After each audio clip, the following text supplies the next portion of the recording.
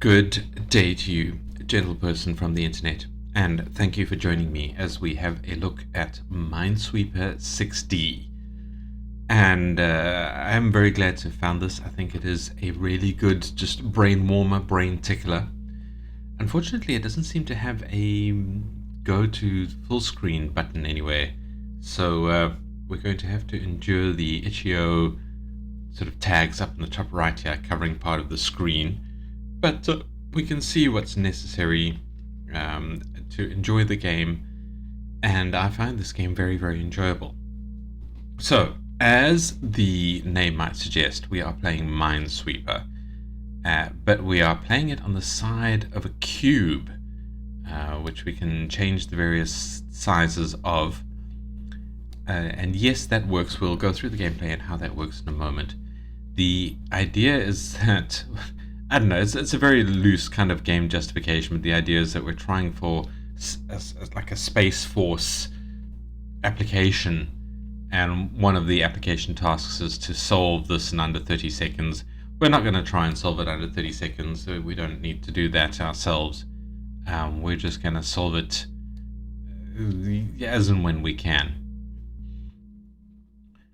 So, the music appears to have ebbed away, at least the background sound. Should return in a moment. So, how do we solve it? Well, first of all, let's have a look at our UI. We have some instructions here. Left click is guessing whether or not a square is a bomb in the classic Minesweeper format. Right click to flag it as a possible bomb. Left click and drag allows us to rotate one of the blocks like a Rubik's cube, and right click and drag allows us to rotate the entire block. Now, I haven't made a move yet, so the timer hasn't started counting down. You can see the time in the top right there, and the number of moves is also 0. We can drag down a bit to have a look at that. And then we have the safe left counter. So there are I think 54 squares on a 3x3 Rubik's cube. So 9 on a side and 6 nines, which I believe is 54. And there are apparently 44 safe places that are not a bomb. So on this cube somewhere are 10 bomb squares, and we need to figure out what they are. And every time we left click to clear a square that is safe, this counter will go down until we clear all of the safe squares that are possible and have right click flagged all of the bomb squares. We have some settings here. We can put the sound down or up, but I quite like the sound, so let's leave them up. And we can change the size of the cube. So if I drag this up, it would change to different sizes, and then I just click play again to reload the cube at whatever size we choose. So how do we play? Well, the first thing is I don't think the patterns on the squares are in any way relevant. I don't think they do anything. We could possibly play this as a Rubik's cube and try and get all of the patterns on the same side, and kind of solve it that way. I don't know if that does anything. I'm not very good at Rubik's cube, so I don't know if that's possible. Otherwise, we just left click a square, hope it's not a bomb, and then work from there. One thing I am going to do just for my own music is drag this up here, so we've now got more of these checker marks on the side. It doesn't help anything. Anyway, that has started the timer, so let's make an actual proper move. Let's left click here. Alright, so we have cleared this entire square. It operates the same way as Minesweeper does, where if you clear a square and the squares around it do not have a number, it will automatically clear them as well. So we have now an entire side that has no bombs on it. Now if we then left click and drag one of the sides in, we can see these would get numbers if any of these sides had bombs. They don't, so we can left click here and clear those as well. Let's do it again and drag another side in. It's a little glitchy with the drag sometimes. Right, now, this is now telling us in And the side, and within these 3 blocks now are 2 bombs. We can tell that because one of these, well, 2 of these squares have 2 bombs in it. The corner ones only have 1 bomb. So that means somewhere in here and here, there's only 1 bomb. And this one means somewhere in here and here, there is only 1 bomb. These 2 can see both of those squares, so we know that that's where the bombs are. But this one can see this square, but still reports only 1 bomb. So we know that this middle square is actually clear in this particular pattern, which I quite like. I've managed to figure that out. So we can left click the middle one, and then this one agrees with these 2 that it can see 2 bombs. So we know that both of these are bombs. So now we've flagged those. We can tell that those are actual bombs. And if we left click drag again, we can tell that none of these are bombs. So I think we have now cleared this entire middle row. And we've given some more clues here. For example, we can tell that none of these are bombs because these ones are clear. This one has all sorts of trouble going, so let's leave that one for now. And this one has all sorts of trouble going. So let us start on this lad here. We can drag this across and see what this tells us. So this one says he can see 1 bomb. This one says he can see 2 and 2. So that suggests strongly to me that these 2 are bombs and this one is not. So that's side done. Let's drag it around and see what we can see. Alright, these lads here say that they can see 1 bomb each. So let's start rotating this. Let's drag this one up and see what... No, it is a little glitchy sometimes. Let's drag this one up. That hasn't changed anything. This one says he can't see any bombs there. This one says he can see 1 bomb there. I'm thinking that it might be this middle one here. So I'm going to left click here. So it's a little bit of a jump, but not really. Because I moved this thing, these didn't change. So unless this happened to also be a bomb there and there. Okay, yeah, so I was right. So this is the bomb and this one is clear. That was a bit of a risk, but it was a calculated risk. Alright, so let's now look at this side and we can left click drag this one down. We know that this is not a bomb. Alright, so that must be a bomb there. Alright, so we've solved that one. This one looks like a mess. Is that a 2? I think that's a 2. So you can see 2 bombs, one of which is that one. So somewhere in these ones there are bombs. So if I drag this down, that shows us nothing. These guys can only see 1 bomb. It means one of those 2 are bombs, but we can clear this one because this is obviously not the bomb. And I think that is obviously, it must be that one because this one can't see bombs here. So that's clear and that's clear, which means that is clearly a bomb. Let's rotate around. There's another big mess there. Where else have we got messes? We've got messes here, but these are clearly not bombs. All right, so that's all cleared up. We're down to 6 squares that we haven't uncovered yet. So let's see what we have. Okay, we have those lad there, and we have that lad there. So 6 squares, but only 9 that we haven't clicked on. So 3 of these must be bombs, and the other 6 are safe. So I guess let's start with this one and see what we can work on here. Alright, so what we have here is... can I rotate this around? No, not really. So we know that this is a bomb. We don't know which of these are, but there is at least 1 here. In fact, only 1 here, because this one can only see 2 and it can see all 3 of these. So which side is the bomb? If we now drag this way, this one up.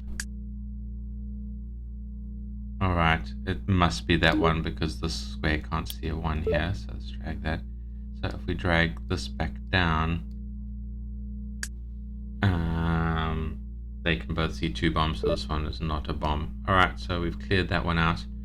So now let's have a look at this lad here. See, this guy can see 4 bombs. So we know that 2 of these squares have bombs in them. Which 2? Let's drag this to the left.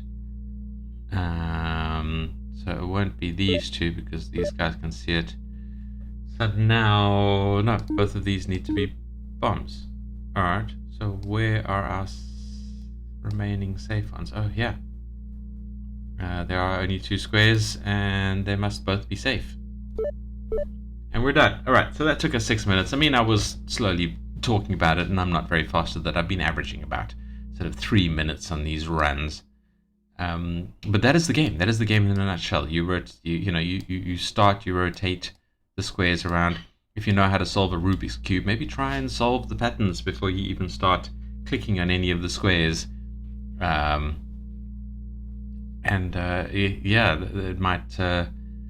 it might do something interesting in the game. I don't know if there's a secret way of solving it there. Maybe it shows you some squares or half solves it or something like that if you solve the Rubik's Cube. Just to show you what happens if I click on a bomb, it goes whoop whoop and then shows us where all the bombs were and things like that. But we have failed the mission and we have to click play again to load a new cube. And that is the game in a nutshell. That is an example of Minesweeper 6D. I don't really trust the name very much because I don't think it is 6-dimensional. I mean, it is 3-dimensional. Plus, I suppose I would give it a dimension for the ability to be able to rotate things, so we can kind of shift the reality around the bombs. Maybe 5th dimensional because there's a time element as well. I don't know. It is a question for the ages, I suppose. What would you call this game? Would you call it 6D? It would be interesting to know how the devs came to 6 dimensions. I don't think it mentions it here. Maybe they just mean there's 6 sides, so it's 6 dimensions. I mean, I suppose I can see that. Oh, it should be like 6P, 6 plane Minesweeper or something along those lines. Right. Okay. So that is all of the gameplay I'm showing. So if you're just here for the gameplay, well, the link is in the description. Come and play this game. Come and give the devs some love. There's a support, well, like they call it an exam. Support this exam button. I don't think they have a Steam release mentioned. No, nothing like that. I think that's just give them money through itch.io or something along those lines. Anyway, links in the description. Come and give it a gameplay. If you liked this video, please don't forget to hit the like or dislike, especially if you dislike the video. And leave a comment telling me why you liked it or disliked it. And click the subscribe button if you want to see more indie games like this and not like this reviewed. I try and do 1 a day, and I'm managing to maintain that for quite a while now. So yeah, so far so good. And I hope you guys enjoy that. If you do, subscribe, join the community, and join me. And there's also some links to buy me a coffee and Patreon, all that kind of stuff. I don't have much there now to reward it. I was waiting to see what people would think should be rewards. So yeah, keep an eye on those if you're so inclined. Otherwise, just stick around with me here on YouTube, and we should see some good stuff happening. So if you are just here for the gameplay, thank you for watching. I hope to see you in the next video. If you're going to stick around for the critiques, well, I don't want to critique too much. Strongest critique is obviously that we can't full screen this. We have all these links here. Clearly it's been submissions to 2 different jams, and I think it is still kind of in prototype state. Is that what he called it? Yeah, he calls it a prototype. And no generative AI was used, so that's nice to see. Yeah, so I mean, there may be sort of major changes coming in the future as this is worked on. I don't know what more you would add to it, unless there is a meta context with the exam and other things and other puzzles and stuff like that. Maybe that's where it's gonna go. But in itself, I think it's a pretty solid, well-contained game. I think just being able to make it full screen would be quite nice. This kind of UI design is very interesting. It's very kind of Star Trek-y, actually. It looks a bit like the, what was it called? LCARS? Whatever it was, the Star Trek operating system with these panels and tabs and things. Maybe deliberately meant to reference that, and that's the kind of the Space Force thing. We don't have too much lore in there. Sounds-wise, I quite like it. I like this sort of gentle hum. I've always liked something like that. There's just bleeps and bloops and whoops if you do something. Perfectly acceptable sounds for a game like this. Artwork, I like the way it looks. I don't know why they have these patterns. I don't know if the patterns are necessary. I guess it differentiates the squares of the cube a bit and gives us an interesting puzzle to look at. And I am wondering if there is a solution that does allow for us to solve it as a Rubik's cube and get a different ending or something along those lines. I'm not very good at solving Rubik's cubes, so I'm not going to try and do that. But I wish you the best of luck if that is something you are capable of doing and are inclined to do. And I wish you the best of success. The artwork, the interesting UI look and interesting cube look, but I do like the way you can just drag the cube around. I think these move quite well. I mean, I'm playing this with the mouse. It can get a bit awkward and glitchy, as you saw, like there. And I can't drag it because the mouse cursor's gone out the edge, and now it thinks I'm still holding down the mouse button even when I'm not. I mean, the interacting with the 3D object on a 2D screen like this with the mouse, with borders and things like that, can get a bit glitchy. I don't think there's an easy way around that. I don't know. I leave that up to the devs to figure out. But as it is entirely comfortable, and I like the way you can rotate it to something like this. And here you can have a proper game of Minesweeper, I guess. With the advantage that you then kind of drag things around. That must be another one. This one sees 4, so that must be 1. This one sees 3, so these are not 1. Yeah, you can have a perfectly fun game of Minesweeper here, just with these controls, as it were, I guess. With the advantage that you can then drag a line elsewhere and then see how that changes the numbers. Not at all, apparently. There's a little bit of a change there, and have an enjoyable game along those lines. Oh, was a mess up. You can see those two there. Yeah, I love this idea. Once you get up to the big cube, I mean, I think at this point your 30-second attempt has gone out the window. I'd be very surprised if anybody manages 30 seconds on this huge thing. I mean, maybe it's possible if you are like a Minesweeper guru and a little bit lucky, I guess. I'm just clicking. Oh, I found a bomb. So yeah, I think the gameplay is fantastic. I think the game design is actually really, really clever, and I would love to see this progress in some way. Maybe different skins, different looks, different methods of interaction. I mean, I can think of various ways we could build, other